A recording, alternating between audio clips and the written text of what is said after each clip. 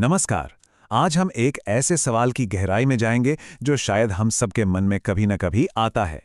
क्या ईश्वर का मार्गदर्शन आज भी हम तक पहुंच रहा है? और अगर हाँ, तो इस नए जमाने के लिए उसका क्या पैगाम है? देखिए, जब हम अपने चारों तरफ की दुनिया को देखते हैं, इतनी उथल-पुथल, इतना बदलाव, तो ये सोचना बहुत स्वाभाविक है। क्या इस सारे शोर में हमें बनाने वाले ने हमें अकेला छोड़ दिया है? चलिए, आज इसी सवाल का जवाब ढूंढने की कोशिश करते हैं। लेकिन जानते हैं, इस सवाल का जवाब बहुत उम्मीद और विश्वास से भरा हुआ है। ये शब्द हमें याद दिलाते हैं कि ईश्वर का मार्गदर्शन कभी थमा नहीं है। इतिहास के हर दौर में इंसानियत को रास्ता दिखाने के लिए एक खास दूत, एक दिव्य संदेशवाहक हमेशा आया है।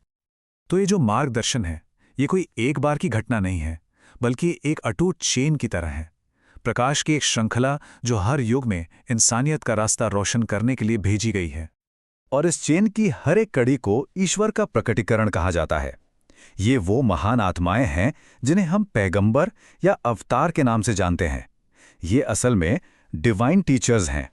वो हर युग में आकर हमें वो ज्ञान और शिक्षाएं देते हैं जो उस समय की चुनौतियों का सामना करने के लिए जरूरी होती हैं। और यहाँ एक बहुत ही कमाल की बात सामने आती है। भले ही इन शिक्षकों के नाम अलग हों, जमाना अलग हो, लेकिन उनका जो सोर्स है, उनका जो मकसद है, वो हमेशा एक ही रहा है। वो सब एक ही ईश्वर का संदेश लेकर आते हैं, एकता और प्रेम का संदेश। अगर हम हिस्ट्री पर नजर डालें तो ये दिव्य मार्गदर्शन की श्रृंखला हमें साफ साफ दिखाई देती है। आदम से लेके मूसा तक, कृष्ण से लेके बुद्ध तक और ईसा से लेके मोहम्मद तक, हर एक ने उसी दिव्य रोशनी की लौ को आगे बढ़ाया है। लेकिन ये कहानी सिर्फ अतीत की नहीं है, ये आज भी जारी है। हमारे इस आधुनिक युग के लिए इसका एक नया अध्याय लिखा जा चुका है। जी हां, मार्गदर्शन की वो पवित्र श्रृंखला आज भी जारी है, वो टूटी नहीं है। और सच कहूं तो जिस तरह अतीत में इंसानियत को रास्ते की जरूरत थी, आज की इस उलझी हुई दुनिया में हमें शायद उसकी और भी ज्यादा जरूरत है। और ईश्वर ने अपनी कृपा से हमें अकेला नहीं छोड़ा है। ये शब्द एक बहुत ही गहरे, एक असाधारण आध्यात्मिक अनुभव को बयां करते हैं। ये शब्द बाहुल्लाह के हैं जब उन्हें अपने दिव्य मिशन का पहला एहसास हुआ। ये एक नए ईश्वरीय संदेश के आगाज का संकेत था।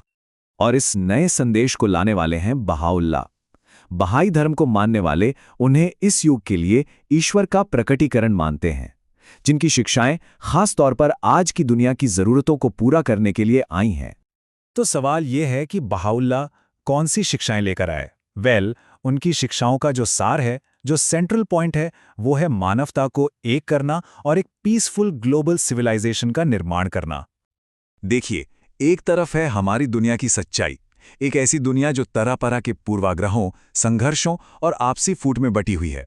और दूसरी तरफ बहाउल्लाह की शिक्षाएं हमें एक ऐसी ग्लोबल सिविलाइजेशन का रास्ता दिखाती हैं जो एकता और न्याय पर आधारित हो। तो इस नई दुनिया की नींव कुछ बहुत ही फंडामेंटल प्रिंसिपल्स पर रखी गई है। सबसे पहले तो एकता का सिद्धांत कि ईश्वर एक है, सारे धर्मों का स्रोत एक है और सारी मानवता एक ही परिवार है। फिर आते हैं सामाजिक न्याय के सिद्धांत, जैसे कि स्त्री पुरुष की पूरी समानता और हर तरह के भेदभाव का अंत। और फिर ज्ञान के सिद्धांत, यानी विज्ञान और धर्म के बीच तालमेल और सबके लिए शिक्षा। बाहुल्लाह का ये एक बहुत ही पावरफुल स्टेटमेंट है ना? ये हमें अपनी छोटी छोटी पहचानों से ऊपर उठकर एक वर्ल्ड सिटीजन की तरह सोचने के लिए कहता है। ये एक ऐसी सोच है जो सचमुच दुनिया को बदल सकती है। लेकिन यह एक जरूरी बात है, ये सिर्फ अच्छी अच्छी बातें या सिद्धांत नहीं है। दुनिया भर में एक समुदाय इन सिद्धांतों को असल जिंदगी में उतारने की कोशिश कर रहा है।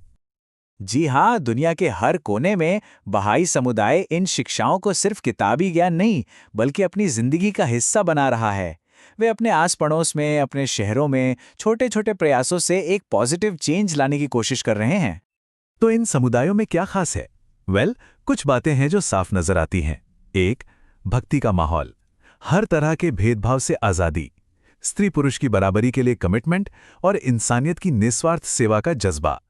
यहां शिक्षा का मतलब सिर्फ इंफॉर्मेशन हासिल करना नहीं, बल्कि अच्छे गुणों को विकसित करना भी है। बहाई जीवन शैली के केंद्र में दो पिलर हैं जो एक दूसरे से जुड़े हुए हैं, उपासना और सेवा। मतलब ईश्वर की प्रार्थना और मानवता की सेवा। ये एक ही सिक्के के दो पहलू हैं। और ये जो सेवा की बात है ना, ये किसी भी रूप में हो सकती है। ये किसी गांव में एक छोटा सा पुल बनाने जैसे काम से लेकर बड़े बड़े एजुकेशनल प्रोग्राम्स चलाने तक, हर उस काम में नजर आती है जो समाज की भलाई में अपना योगदान दे। तो ये सारी बातें हमें एक बहुत ही ज़रूरी सवाल पर लाकर खड़ा कर देती हैं।